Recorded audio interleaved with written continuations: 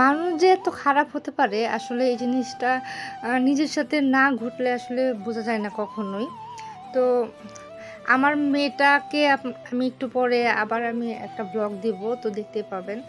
তো আমার ফ্ল্যাটেরই ২ তলার মধ্যে একটা মহিলা থাকে। ওই মহিলার ২ টা বাচ্চা, বড়, বড় ২ টা বাচ্চা।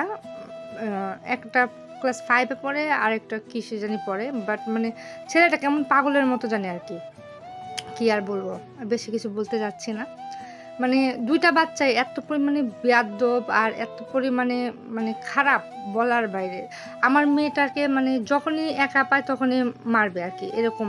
ব্যথা দিবে, অনেক বড়, বড় ধরনের ব্যথা দেয় আমার মেয়েটাকে সবসময়। বাট এগুলো নিয়ে কখনোই কোনো সময় আসলে কথা বলা হয় না। কারণ বললে ওই মহিলা ঝগড়া লাগে। প্রচুর পরিমাণে ঝগড়াটে মহিলা, মানে ঝগড়া লাগে।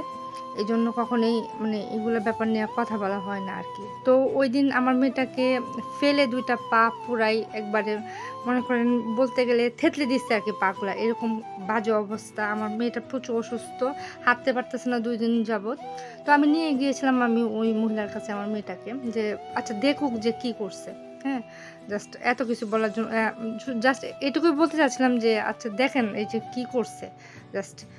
কিন্তু ওই মহিলা, বিশ্বাস করবেন, সে কিন্তু নিচেই না, মানে সে উপরে বইসা বলতেছে, "না, না আমার বাচ্চা এগুলো করে না।" ওর বাচ্চা নিজেই বলতেছে আমার পায়ে লেগে পড়ে গেছে। মানে ও এত কিছু তো বলার দরকার নেই, এইটুকুই বলতেছে। বাট সে একদম মানে অস্বীকার যাইতেছে যে করে নাই। মানে এরকম ধরনের আর প্রচুর পরিমাণে ঝগড়া লেগে গেছে। মানে কি বলবো, খুবই বাজে অবস্থা। তো আসলে মানে ওরা কি মানুষ নাকি, মানে আমি বুঝি না, বুঝছেন? মানে মানুষের কাতারে পড়ে না এগুলা। মানে শয়তানও মনে হয় ওইগুলো দেখে লজ্জা পাবে, এরকম আরকি। মানে এত বাজে মহিলা মনে হয় আমার লাইফে আমি দেখি নাই। মানে এরকম আসলে আমি বলার কোনো ভাষাই পাচ্ছি না আরকি। আমার মন মেজাজটা অনেক খারাপ হয়ে আছে। অনেকদিন ধরে ব্লগও দিই নাই, আমি অসুস্থ। বাট একটা বাচ্চা মানুষ, সে বাহিরে গেছে, ধাক্কা দিয়ে ফেলে দিছে তারে। এরকম কেন করতে হবে?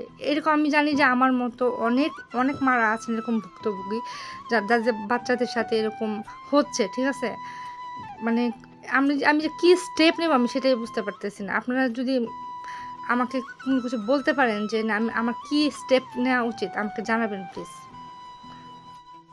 কিছুদিন আগেও কেচি গেট দিয়ে ওর হাতটার মধ্যে এত পরিমাণে ব্যথা দিছে, এখন পর্যন্ত দাগ আছে, ১ মাস হয়ে গেছে দাগ আছে।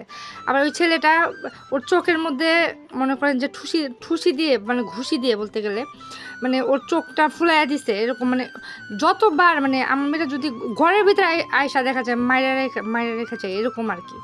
তো আমি তো কাজ করতে থাকি, আমি তো সবসময় খেয়াল রাখতে পারি না। আর একটু বাহির হইলেই মানে ব্যথা দিবে সবসময়, মানে এরকম করে। মানে মেন কথা হচ্ছে মাটা এত পরিমাণে খারাপ, মানে মার কারণে বাচ্চাগুলো আরও মানে প্রশ্রয় পায় আর কি। আর বাচ্চাগুলো এত পরিমাণে বেয়াদব, আমি কি বলবো, মানে মা তো ঝগড়া করতেছে ২টা বাচ্চাও ঝগড়া করতেছে সাথে। চিন্তা করেন, আমি যে এলাকায় থাকি এই এলাকার একটা মানুষও এই মহিলাটাকে পছন্দ করে না। ওই মহিলার মানে এরকম খারাপ এই মহিলাটা, ঠিক আছে? মানে কিছুদিন পরে আমাদের বাড়িওয়ালার সাথে ঝগড়া হবে, মানে তারপরে বাড়িওয়ালা ওদের কেন যাইতে বলে না আল্লাহই জানে, আমি বুঝি না।